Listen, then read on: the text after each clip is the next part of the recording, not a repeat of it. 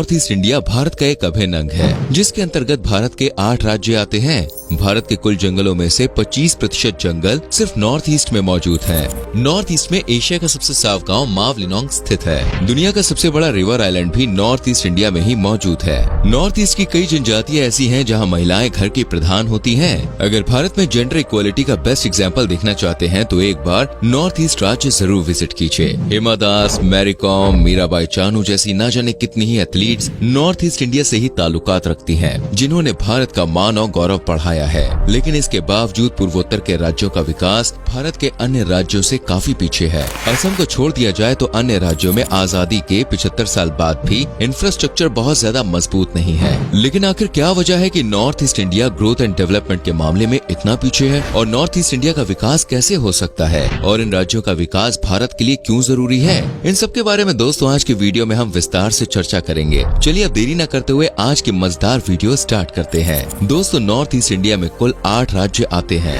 इनमें असम, अरुणाचल प्रदेश, सिक्किम, मणिपुर, मिजोरम, मेघालय, नागालैंड और त्रिपुरा शामिल है। और इनमें से अगर सिक्किम राज्य को हटा दिया जाए तो अन्य 7 राज्य भारत के 7 सिस्टर्स कहलाते हैं। ये सभी राज्य मेनलैंड इंडिया से सिलीगुड़ी कॉरिडोर से जुड़े हुए हैं। चिकन नेक कॉरिडोर, जिसकी लंबाई सिर्फ 22 किलोमीटर है, वो मेनलैंड इंडिया को नॉर्थ ईस्ट इंडिया से कनेक्ट करने का काम करता है। ये सभी राज्य ईस्टर्न हिमालय की गोद में बसे हुए हैं, जहाँ पर भारत की जनसंख्या के कुल 3.7% लोग रहते हैं। नॉर्थ ईस्ट इंडिया के जरिए भारत अपने अंतर्राष्ट्रीय संबंध को मजबूत कर सकता है। पूर्वोत्तर के राज्य नेपाल, बांग्लादेश, चीन, भूटान और म्यांमार के साथ कुल 5182 किलोमीटर की सीमा साझा करते हैं। अगर एक स्ट्रैटेजी के तहत यहाँ पर विकास किया जाए तो इससे भारत की इकोनॉमी में मजबूती आएगी, और साथ ही पॉलिटिकल दृष्टि से भी ये भारत के लिए अच्छा होगा। अगर भारत को आत्मनिर्भर बनना है तो जल्दी से जल्दी 5 ट्रिलियन जीडीपी के आंकड़े को पार करना है, तो उसके लिए नॉर्थ ईस्ट का विकास जरूरी है। नॉर्थ ईस्ट इंडिया आने वाले समय में देश के ग्रोथ इंजन के रूप में काम कर सकता है। दोस्तों, नॉर्थ ईस्ट इंडिया प्रकृति की गोद में बसा हुआ है। यहाँ पर एक रिच बायोडाइवर्सिटी देखने को मिलती है। आज देश में 1500 में से 800 एंडेंजर्ड फ्लोरल स्पीशीज इन 8 राज्यों में पाई जाती है। One horn rhino brow antlered deer का गढ़ है पूर्वोत्तर के राज्य। यहाँ पर 3600 से ज्यादा इंसेक्ट्स की प्रजातियां पाई जाती हैं। 236 प्रकार की मछलियों की प्रजातियां, 550 पक्षियों की प्रजातियां और 160 से ज्यादा स्तनधारी प्राणियों की संख्या नॉर्थ ईस्ट में मौजूद है। इतना सब होने के बावजूद भी नॉर्थ ईस्ट के राज्य भारत के अन्य राज्यों से पीछे हैं, जिसके कई प्रमुख कारण हैं, जैसे कि geographical factors, politics, social causes, historical reasons, economic reasons और लैक ऑफ इंफ्रास्ट्रक्चर डेवलपमेंट। जब भारत ब्रिटिशर्स के अधीन था तो नॉर्थ ईस्ट के राज्यों को सिर्फ नेचुरल रिसोर्सेज के लिए ही इस्तेमाल में लिया जाता था, यानी कि यहाँ के नेचुरल रिसोर्सेज को बेचकर ब्रिटिशर्स पैसा कमाना चाहते थे। इसके अलावा उन्हें इन राज्यों से कोई सरोकार नहीं था। इतिहास के पन्ने उठाकर देखा जाए तो भारत के जितने भी बड़े साम्राज्य हुए हैं, उन सभी में से नॉर्थ ईस्ट की ओर ज्यादा ध्यान नहीं दिया गया है, और मेनलैंड इंडिया पर ही सभी राजवंशों का फोकस रहा है। आजादी के बाद नॉर्थ ईस्ट इंडिया में विकास लाने के लिए सरकार ने इन राज्यों को स्टेटहुड का दर्जा देना शुरू किया। सन 1950 में असम को कॉन्स्टिट्यूशनल स्टेट घोषित किया गया। सन 1963 में नागालैंड को फॉर्मल स्टेट का दर्जा मिला। इसके बाद 1972 में मणिपुर, मेघालय और त्रिपुरा को स्टेटहुड का दर्जा सरकार ने दिया। 1975 में सिक्किम को और 1987 में मिजोरम और अरुणाचल प्रदेश को एक पूर्ण राज्य घोषित कर दिया गया। सरकार का मानना था कि पूर्ण राज्य का दर्जा मिलने से यहाँ के लीडर्स अपने अपने राज्यों में विकास की ओर ध्यान देंगे। यहाँ पर सोशल एक्टिविटीज को बढ़ावा मिलेगा और राज्यों में तेजी से तरक्की होगी, और इसका असर देखने को भी मिलता है। आज भारत के अन्य राज्यों के मुकाबले नॉर्थ ईस्ट के राज्यों का लिटरेसी रेट काफी बेहतर है। नॉर्थ ईस्ट इंडिया में कई 200 से ज्यादा एथनिक ग्रुप्स रहते हैं। यहाँ का डाइवर्स कल्चर, ट्रेडिशन, अलग अलग भाषाएं भारत के गौरव का प्रतीक है।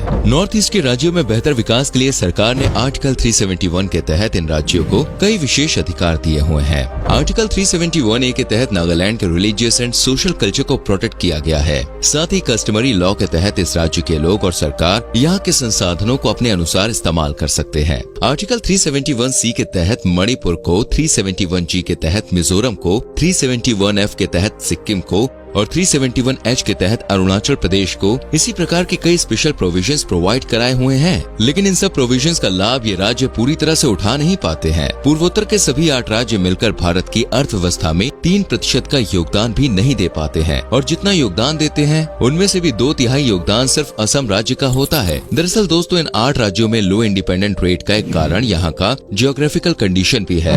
इन सभी राज्यों में साल भर काफी ज्यादा बारिश देखने को मिलती है। मौसम का मिजाज कभी भी बदल जाता है और कई बार भयंकर तूफान भी आ जाते हैं। Changes in course of reverse, poor drainage system, narrow valleys, hilly areas के कारण सॉइल इरोजन्स, फ्लड्स, लैंडस्लाइड्स जैसी समस्याएं यहाँ पे बिल्कुल आम बात है। इससे इंफ्रास्ट्रक्चर का भारी नुकसान होता है और इन्हीं वजहों से यहाँ पर रोड्स और रेलवेज जैसे ट्रांसपोर्ट सिस्टम की आज भी भारी कमी देखने को मिलती है। कुछ मुख्य और बड़े शहरों को छोड़ दिया जाए तो अधिकांश जगह ऐसी है जहाँ तक रेलवे की सुविधा मौजूद नहीं है। एयरपोर्ट के लिए सैकड़ों किलोमीटर्स का सफर तय करना पड़ता है। हजारों गाँव के लोग आज भी कच्चा रास्ता पार करके अपने गाँव तक पहुँचते हैं। नॉर्थ ईस्ट में विकास न होने के सोशल पॉलिटिकल रीजंस भी हैं। आजादी के बाद लंबे समय तक अरुणाचल प्रदेश को नॉर्थ ईस्ट फ्रंटायर एजेंसी के रूप में जाना जाता था और चीन इसे कई बार अपनी टेरिटरी भी घोषित कर चुका था। 1962 में चीन के साथ युद्ध में भी नॉर्थ ईस्ट इंडिया का योगदान काफी महत्वपूर्ण रहा है। बांग्लादेश से लाखों की संख्या में रिफ्यूजीज आकर इन राज्यों में बस गए हैं। मणिपुर, नागालैंड और असम जैसे राज्यों में स्ट्राइक कल्चर काफी कॉमन है। कोई भी विकास की बात की जाती है तो यहाँ के लोग स्ट्राइक करने लगते हैं। क्या नेता, क्या आम इंसान, सब लोग धड़ल्ले से बैठ जाते हैं रास्ते पर। वहीं यहाँ के रिबेल्स ग्रुप आग में घी डालने का काम करते हैं और विकास के कार्यों में रुकावट पैदा करने की कोशिश करते हैं। इसी वजह से दोस्तों प्राइवेट कंपनीज इन राज्यों में इन्वेस्ट करने से डरती है। नॉर्थ ईस्ट इंडिया के लोग आउटसाइडर्स को शक की नजरों से देखते हैं। स्कूल, कॉलेज और हॉस्पिटल्स की बहुत अच्छी सुविधा इन राज्यों में नहीं है। हालांकि गुवाहाटी जैसे बड़े शहर आज एजुकेशन हब बन रहे हैं, लेकिन अन्य राज्यों और छोटे शहरों में हालात जो है वो बहुत ही ज्यादा सुधरे नहीं है। इस कारण हर साल हजारों लोग नॉर्थ ईस्ट इंडिया से माइग्रेट कर मेनलैंड इंडिया आते हैं। यहाँ पर वो लोग अच्छी शिक्षा प्राप्त करने और रोजगार की तलाश में आते हैं।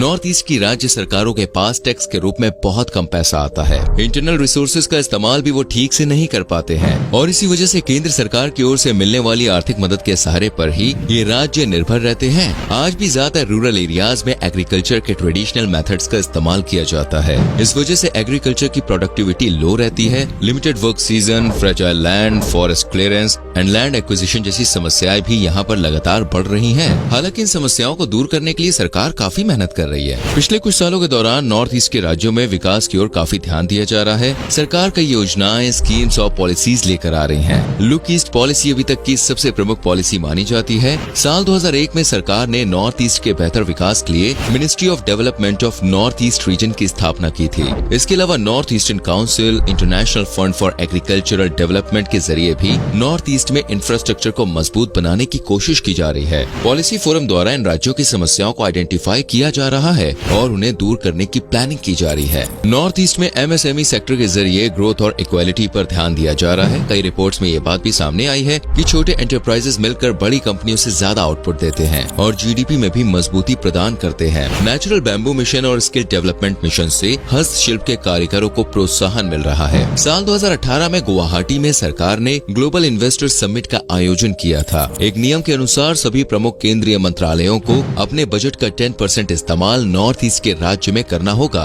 पिछले 2 साल के भीतर 2000 किलोमीटर से ज्यादा सड़कों का निर्माण नॉर्थ ईस्ट में किया जा चुका है। 1 दर्जन से ज्यादा नेशनल हाईवे इन राज्यों में बनाए जा चुके हैं। ये काम जारी है। कुल मिलाकर 92,000 करोड़ के हाईवे प्रोजेक्ट पूरे हो चुके हैं और 1,20,000 करोड़ के प्रोजेक्ट पेंडिंग है। कई नए airports, power generation plants, bridges भी बनाए जा रहे हैं। North east water management authority के जरिए वाटर रिसोर्सेज को मैनेज करने की स्ट्रेटेजी बनाई जा रही है। एयर कनेक्टिविटी को भी बढ़ावा दिया जा रहा है, जिससे eco tourism, cultural tourism and tribal tourism में भी बढ़ोतरी होगी। असम और मेघालय में सालों से चला आ रहा बॉर्डर डिस्प्यूट समाप्त कर दिया गया है। North east India global investor summit के जरिए भारत एशियन देशों के साथ संबंध मजबूत करना चाह रहा है। नॉर्थ ईस्ट से म्यांमार तक multi modal transit transport system develop किया जा रहा है। रीटेडिम रोड प्रोजेक्ट के जरिए भी भारत की एक्सटर्नल कनेक्टिविटी कनेक्टिविटी बढ़ेगी। जापान कई नॉर्थ ईस्ट के प्रोजेक्ट्स में इन्वेस्टमेंट कर रहा है। IMT हाईवे के जरिए इंडिया, म्यांमार और थाईलैंड को जोड़ा जाएगा। इन सब के अलावा नॉर्थ ईस्ट के जरिए भारत की GDP 5 ट्रिलियन आंकड़े को बहुत ही जल्दी पार कर सकती है।